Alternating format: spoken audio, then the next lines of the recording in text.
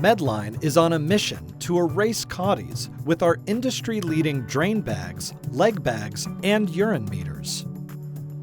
Drain bags are available in both 2 and 4 liter capacity, with leg bags available in 20 and 32-ounce sizes. Neither is made with natural rubber latex. Operation is simple with our drainage device.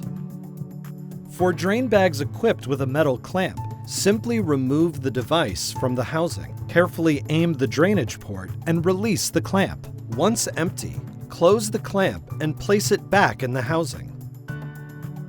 Slide tap drain bags are metal-free, great for MRIs, and just as easy. Remove device from housing and open the slide tap lock to expel urine. Be sure to close the slide tap when finished. Our soft, adjustable, latex-free leg bags operate similarly.